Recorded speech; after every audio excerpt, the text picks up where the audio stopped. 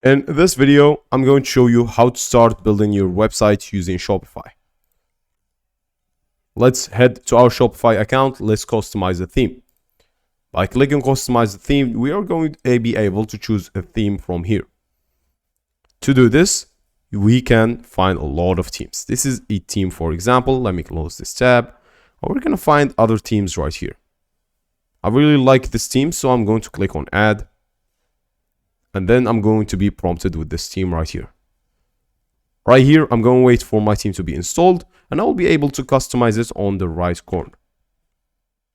So this is building websites in 3 minutes, so stick around to the end of it. Right now, I'm just going to use my current theme. I'm going to click on customize, and here's my current theme. Let's start by doing some simple stuff. To change the position of something, just click on it and drag it, and just click on it and click it down, and it will go down. As you can see, the position has changed and it's lower than this. To add an element, click on the add section, choose the section you would like, and then you'll be able to add something. You're going to find your website kind of built on the left corner right here. For example, click on announcement bar. You're going to be able to change this text by double clicking on here, and then for example, you can even delete it, and you can even customize the text on the right corner. You can have the color scheme as well changed.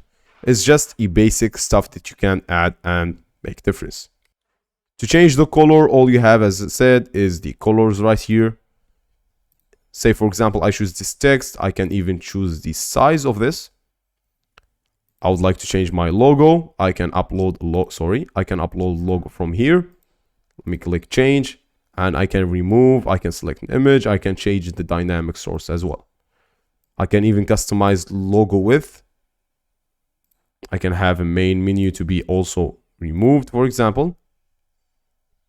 I can even add whether it will be like a drop down or a mega menu. You guys get the idea. It's pretty simple and pretty straightforward. We can even create a menu, but now we are just going to use the main menu that we already have. We can head and jump to other places by clicking here, choosing something and choosing the collection. For example, creating a collection as well. You guys get the idea. After we have finished, click save on the top right corner, and our website will be finished. You can find that our website is also live and is good to go. We can edit language. We can even view our websites. Let's head here. So this is my custom domain name. If you go ahead and check this website right now, you're gonna find it working. That's basically it, guys. See you in another video.